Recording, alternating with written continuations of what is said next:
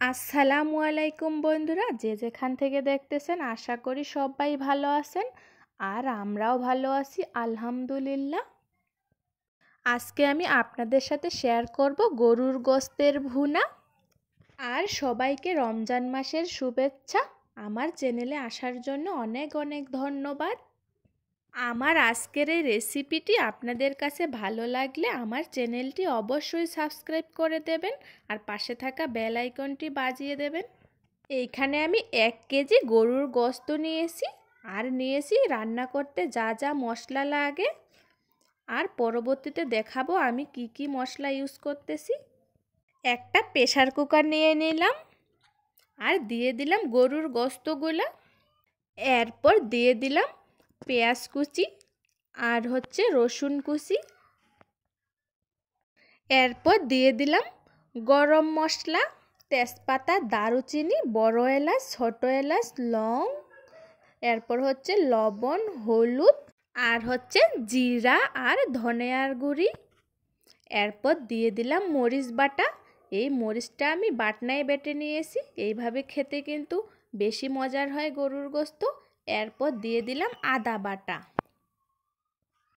এরপর দিয়ে দিলাম রাঁধুনি গরুর গোশতের মশলা, যা গরুর গোশতের স্বাদটাকে দ্বিগুণ বাড়িয়ে দিবে আর খেতেও অনেক মজা লাগবে। এরপর দিয়ে দিলাম সয়াবিন তেল। এরপর একটা ছুরির সাহায্যে সব মশলাগুলো ভালোভাবে মাখিয়ে নিচ্ছি। হাত দিয়ে মাখলে গরুর গোশতের রান্না কিন্তু বেশি মজা হয়। হাত দিয়ে আপনারা মেখে নিতে পারেন ভালোভাবে। যত ভালোভাবে মেখে নিতে পারবেন মাংসের স্বাদটা কিন্তু তত বেশি হবে।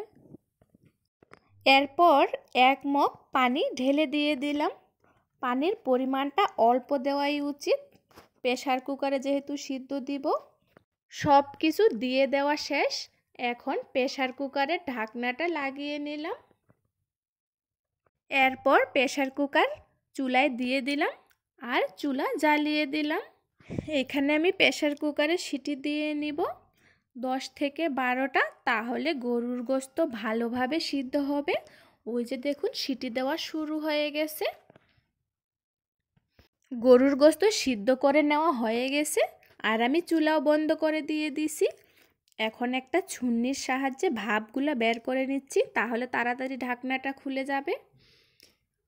এই যে ঢাকনা খুলে নিলাম আর দেখুন গরুর গোশত একবারে কত সুন্দরভাবে সিদ্ধ হয়ে গেছে। এরপর একটা আলাদা পাতিলে রান্না করে নিব। এখানে আমি একটা ফ্রাই প্যান বসিয়ে নিলাম। এরপর দিয়ে দিলাম সিদ্ধ করে নেওয়া গরুর গোশতগুলো। চুলা জ্বালিয়ে দিলাম। এখন আমি এইখানেই ভুনা করে নিব। আমার এই গরুর গোশতের রেসিপিটি কেমন লাগতেছে বন্ধুরা, অবশ্যই কমেন্টে জানাবেন। আপনাদের ওই সুন্দর সুন্দর কমেন্ট ভিডিও বানাতে উৎসাহ জানায় আর আমি সবার কমেন্টও পড়ি, খুব ভালো লাগে। এরপর দিয়ে দিলাম একটা গোটা রসুন। আর এই গোটা রসুন খেতে কার ভালো লাগে? আমার তো অনেক ভালো লাগে। আমার চ্যানেলে যদি নতুন কোনো বন্ধু আসে থাকেন তাহলে প্লিজ চ্যানেলটি সাবস্ক্রাইব করে দেবেন আর সবার আগে নোটিফিকেশন পেতে বেল আইকনটি ক্লিক করে দেবেন। লাইক, কমেন্ট অ্যান্ড শেয়ার করতেও একদম ভুলবেন না। আর যারা যারা আমার বন্ধু হয়ে আসো তাদের প্রতি রইল আমার অনেক অনেক ভালোবাসা। আর এখন রমজান মাস, আমরা যারা ভিডিও দেই তাদের ভিডিও দেওয়া অনেক কষ্টকর হয়ে গেছে, তাও তো দেওয়াই লাগবে, কিছুই করার নাই। ভয়েস দিতেও অনেক কষ্ট হচ্ছে। আর এই রমজান মাস আমাদের জন্য অনেক কিছু নিয়ে আসে। এই রমজান মাসের উসিলায় আল্লাহ আমাদের সবার পাপগুলোকে মাফ করে দিক, আমিন। আর এইভাবে যদি গরুর গোশতের ভুনা করতে পারেন তাহলে প্রথম রাতে বা শেষ রাতে একবারে পেট ভরে ভাত খেতে পারবেন। সারাদিন রোজা রেখে ইফতারির পর কিছুই খেতে আর ইচ্ছে করে না। 1 গ্লাস শরবত খেতেই মনে হয় কত কিছু খেয়ে ফেলছি। আপনাদের সাথে গল্প করতে করতেই গরুর গোশতের ভুনা রান্না প্রায় শেষের দিকে। আর এই গোশতের ভুনা যত ভেজে নিতে পারবেন তত কিন্তু মজা হয়। আমি অনেকক্ষণ ধরে ভেজে নিচ্ছি। আর একটু হালকা করে পানি দিয়ে দিবেন, তাহলে দাগ লেগে যাবে না। এরপর আমি এখানে দিয়ে দিচ্ছি জিরা গুঁড়ো আর ধনিয়া গুঁড়ো।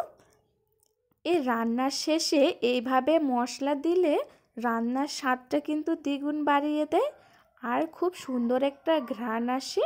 খাওয়ার সময় মনে হবে কোনো দাওয়াত বাড়ির বা বিয়ে বাড়ির আমরা গরুর মাংস খাচ্ছি। এরপর দিয়ে দিলাম সামান্য একটু পানি।